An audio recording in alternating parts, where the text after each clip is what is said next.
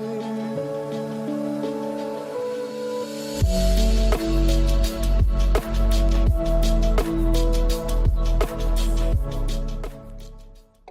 friends, welcome you all to the 11th lectures on function analysis and its applications. In this lecture, we will discuss on the quotient space as Banach space. Following is the content of the today's lecture. Quotient space as a Banach space. Quotients. Let M be any subspace of a linear space N over the field F.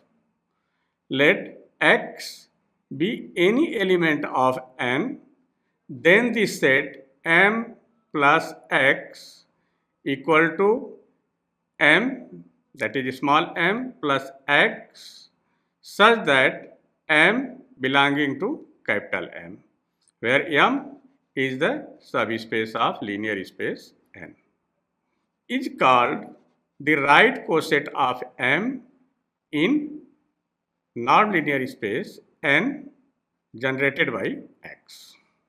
Similarly, the set X plus M equal to X plus small m such that small m belonging to capital M is called the left coset of M in N generated by X.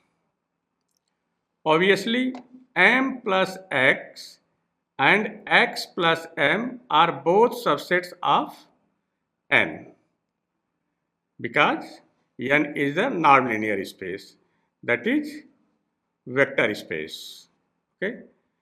So, we know that vector space with addition operator, that is commutative. Since addition in N is commutative, therefore we have M plus X is equal to X plus M. Hence we shall call M plus X as simply a coset of M in N. We define addition and scalar multiplication among the cosets of M as follows: X plus M plus Y plus M equal to X plus Y plus M for all X, Y belonging to nonlinear space N, and for scalar alpha into X plus M equal to alpha X plus M for all X belonging to N and alpha belonging to F. Noting point: if 0 is an element of N, then M plus 0 is equal to M. So, M itself is a coset of M in N. Actually, if we see in this equation, alpha be scalar. If alpha is equal to 0, that is 0 into X plus M, right side, 0 into X plus M, then left side 0, right 0 plus M, that is M. Okay, so here for 0 we define the definition as M plus 0 is equal to M. So M itself is a coset of M in N. And second, if X is an element of M, then M plus X is equal to M. Okay? Quotient space. Let N by M denote the set of all cosets of M in N, that is, let N by M equal to X plus M, where X is the element of N. We see that if X minus Y belonging to M, then M plus X is equal to M plus Y. Thus, a coset of M in n can have more than one representation. Why? Here x minus y belonging to m. It means if x belonging to m, then m plus x is equal to m. Okay? As per this definition, we can write x minus y plus m is equal to m. Then y can be written in right side. That is x plus m is equal to y plus m, or m plus x is equal to m plus y. Okay. Thus, quotient of m in n can have more than one representation.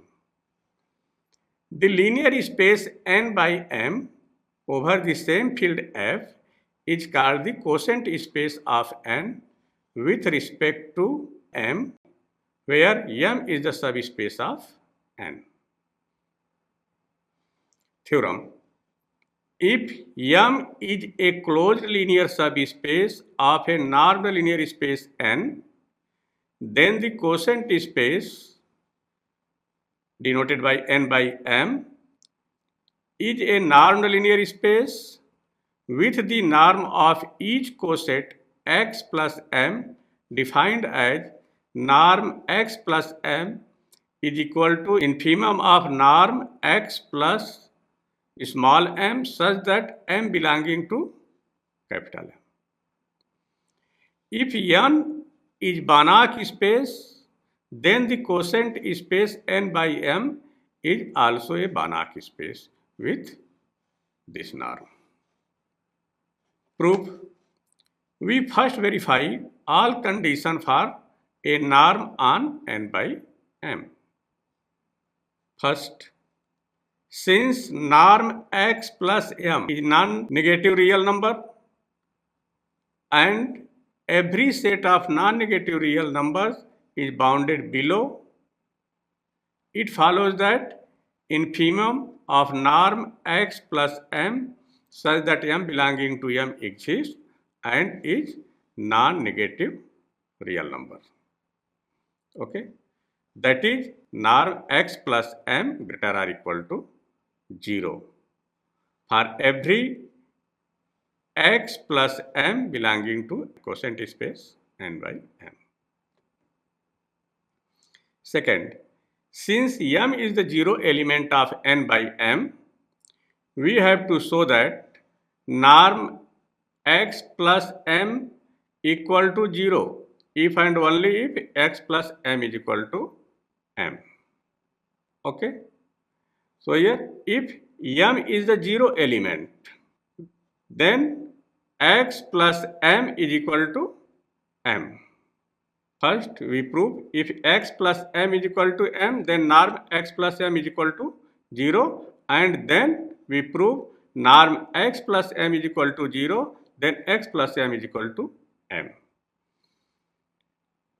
So first, if x plus m is equal to m, we know that x belonging to m, hence norm x plus m equal to infimum of x plus small m, where m and x both are the element of m. So norm x plus m can be written as infimum of norm y. Suppose x plus m is y. Here x and m is the element of m, then y is the element of m. Okay? That is 0. Because m being a subspace containing 0 vector whose norm is real number 0. Okay? That is 0. Thus, x plus m is equal to m. This implies that norm x plus m is equal to 0. Okay?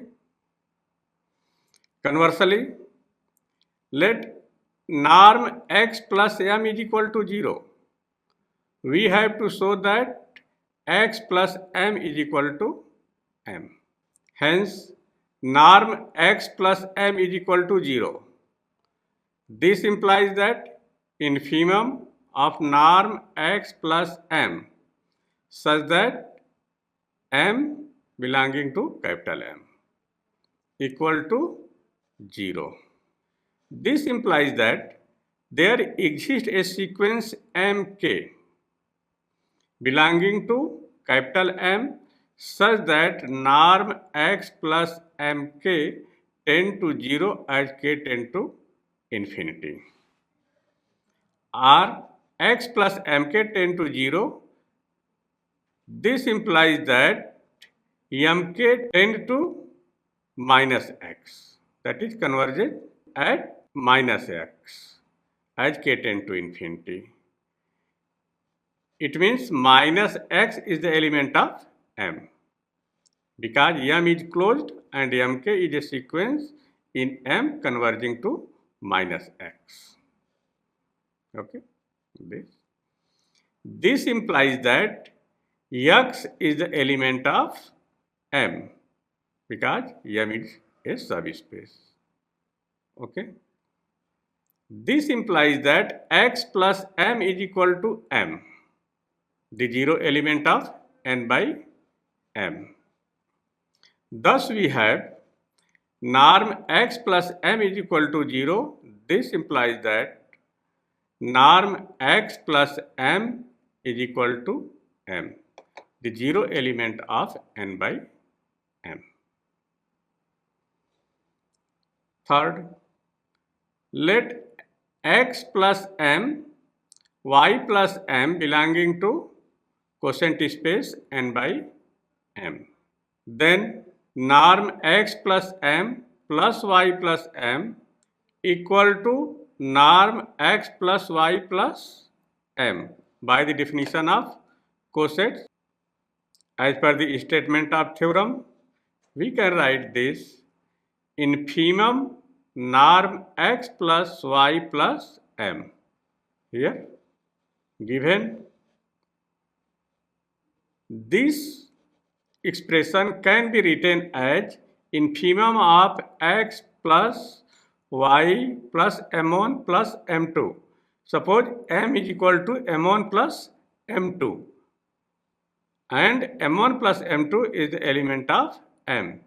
Okay. Since M is subspace, this expression can be written as infimum norm x plus m1 plus y plus m2. This can be written as like this, for all m1, m2 belonging to capital M. Applying the fourth condition of norm, we can write this less or equal to infimum of norm x plus m1 plus norm y plus m2. That is, this one can be written as infimum norm x plus m1 such that m1 belonging to m plus infimum norm y plus m2 such that m2 belonging to capital M. As per the statement of theorem, infimum of norm x plus m1 can be written as norm x plus m, and infimum of norm y plus m2 can be written as norm of y plus m. So third condition of norm also satisfied. Now fourth condition, let alpha be any scalar, then we have norm alpha x plus m equal to infimum of norm alpha x plus m such that m belonging to m.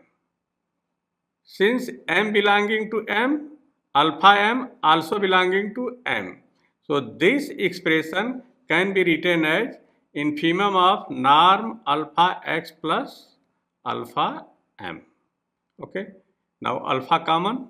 So this expression can be written as mod alpha infimum of norm x plus m. And infimum of norm x plus m can be written as norm x plus capital M.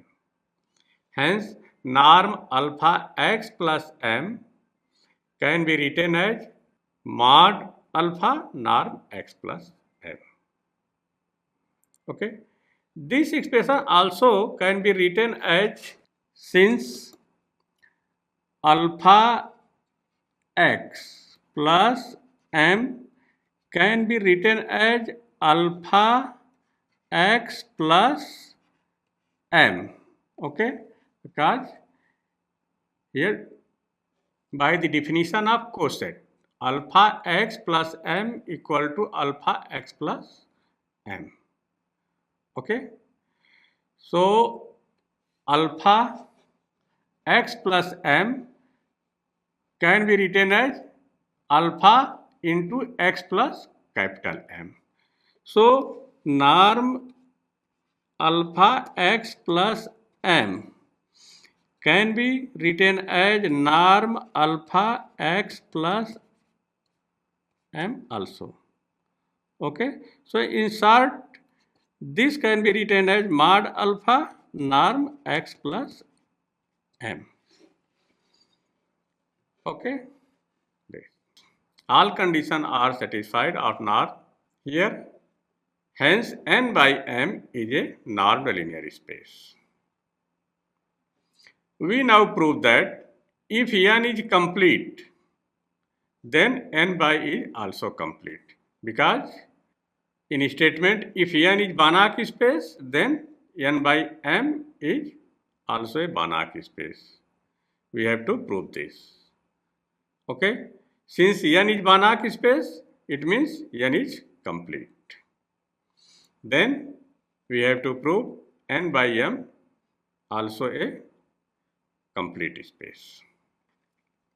To show that n by m is complete, we make use the fact that a Cauchy sequence is convergent if and only if it has convergent subsequence.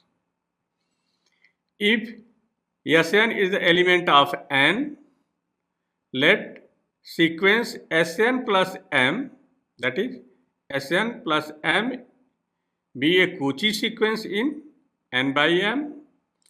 We extract a convergent subsequence from this Cauchy sequence as follows. Since Sn plus m is a Cauchy sequence, given epsilon is equal to 1 by 2, we can find a positive integer n1 such that Sn plus m minus Sm plus m less than half, because Sn plus m is a Cauchy sequence. Then as per the definition of Cauchy sequence, norm Sn plus m minus Sm plus m less than half for all mn greater or equal to n1. Let Sn1 equal to x1. Given epsilon is equal to square of 1 by 2, we can find positive integer n2 where n2 greater than n1, such that Cauchy sequence norm Sn plus m minus Sm plus m less than square of half for all mn greater or equal to n2. Since n2 is fixed, let Sn2 is equal to x2. x2 is the element of n. Since n2 greater than n1, x1 and x2 will satisfy norm x2 plus m minus x1 plus m less than half. Okay, here Sn2 x2 and Sn1 x1. So question 1 can be written as norm x2 plus m minus x1 plus m less than half for all mn greater or equal to n2. In general, having chosen n1, n2 and so on nk, and x1, x2 and so on xk, we can find nk plus 1 greater than nk such that norm Sn plus m minus Sm plus m less than half power k plus 1 for all mn greater or equal to nk plus 1, and let Snk plus 1 equal to xk plus 1. In this way, we have obtained a subsequence xk plus m of sk plus m such that norm xk plus 1 plus m minus xk plus m less than half power k. Okay. Here x2 plus m minus x1 plus m less than half, and next x3 plus m minus x2 plus m less than half square, and so on. Norm xk plus 1 plus m minus xk plus m less than half power k for all k belonging to n. Now we wish to prove that this subsequence converges to an element of n by m. Let us choose any vector y1 belonging to x1 plus m. After choosing y1, we choose y2 belonging to x2 plus m such that norm y1 minus y2 less than half. This is possible for y1 belonging to x1 plus m. This implies that y1 equal to x1 plus m1 for some m1 belonging to m. Okay. Here we choose vector y1 is the element of x1 plus m. Okay. After choosing y1, we choose y2 is the element of x2 plus m such that norm y1 minus y2, okay, less than half. This is possible for y1 belonging to x1 plus m. This implies that y1 is equal to x1 plus small m1 for some m1 belonging to m. Okay. From equation 3, here x2 plus m, we have here y1 is the element of x1 plus m and y2 is the element of x2 plus m. So, norm y2 minus y1 less than half. Okay. This is possible for y1 belonging to x1 plus m. This implies that y1 equal to x1 plus m1.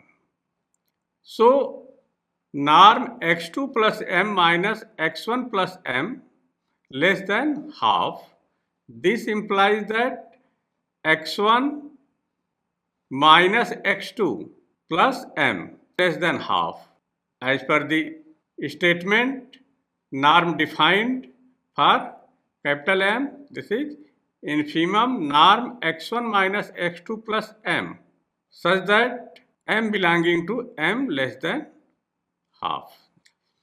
Hence, there exists m0 belonging to m such that norm x1 minus x2 plus m. Here m0 belonging to m, so this norm x1 minus x2 plus m can be written as norm x1 minus x2 plus m0 less than half. This implies that norm x1 plus m1 minus x2 minus m0 plus m1 less than half. We can write this as this one. That is norm y1 minus y2 less than half, where y2 is equal to x2 minus m0 plus m1. This is the element of x2 plus m. And this one y1. y1 is the element of x1 plus m1, which is the element of x1 plus capital M. In a similar manner, choose y3 in x3 plus m such that norm y2 minus y3 less than half square. Okay. If we continue in this way, we obtain a sequence yn in n such that norm yn minus yn plus 1 less than half power n. That is from this. Okay. We show that yn is a Cauchy sequence in n. For if epsilon greater than 0 be given, we can choose a positive integer n0. So large value 1 upon 2 to the power n0 minus 1 less than epsilon. Okay. We have to show that yn is a Cauchy sequence in n here. Okay. Now, if m greater than n greater or equal to n0, where n0 is positive integer, mn also positive integer, then norm ym minus yn, this norm can be written as norm ym minus ym plus 1 plus ym plus 1, okay, minus ym plus 2 plus ym plus 2 and so on, plus yn minus 1 minus yn. So we can write norm ym minus n as this. So as per triangle inequality of norm, we can write less or equal to ym minus ym plus 1 plus norm ym plus 1 minus ym plus 2 plus and so on norm yn minus 1 minus yn. So value of ym minus ym plus 1 from this, we can write value of this 1 upon 2 to the power m. As per this, here ym plus 1 minus ym plus 2. So this value less than 1 upon 2 to the power m plus 1 and so on. Value of this 1 upon 2 to the power n minus 1. Okay. So this is less or equal to summation I is equal to m to n minus 1 upon 2 to the power I. We can extend this expression, suppose, up to infinity.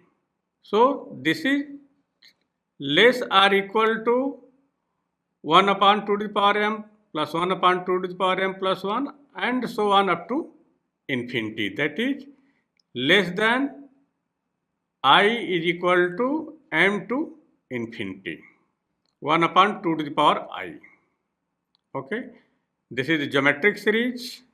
So value of this is 1 upon 2 to the power m minus 1.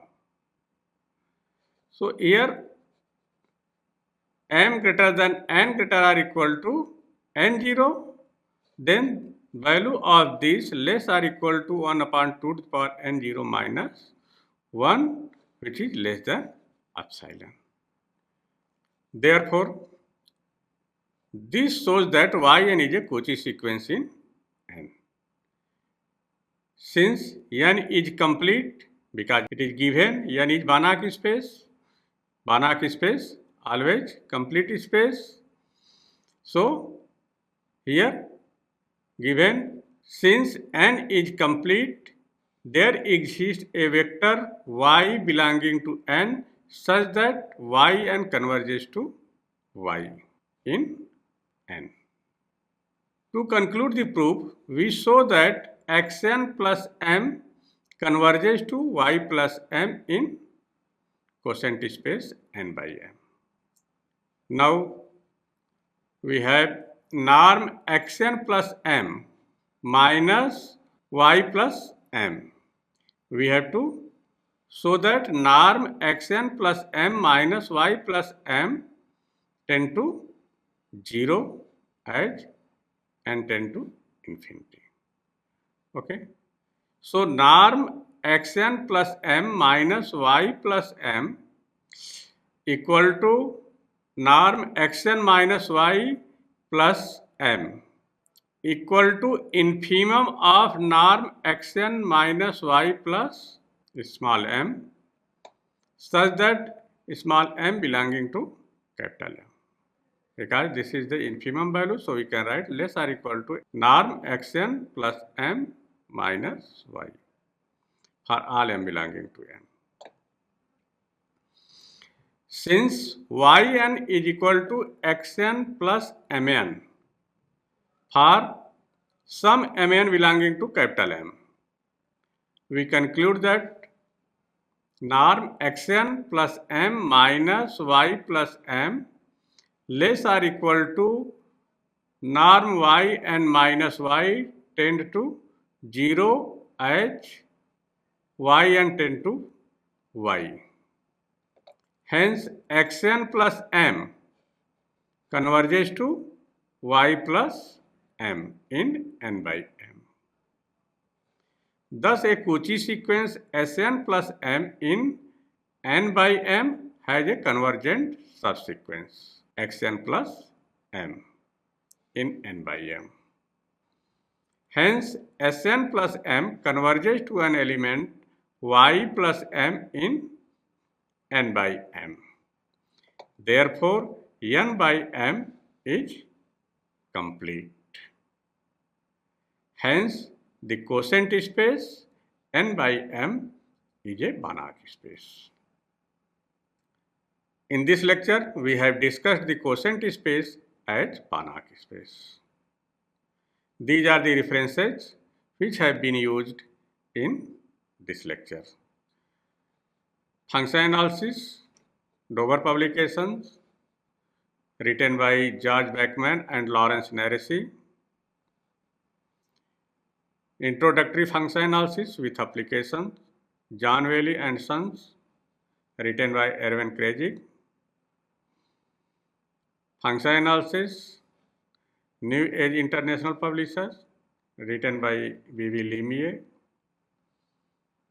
Function analysis, Tata McGraw-Hill, written by Walter Rudin. Thank you for your attention.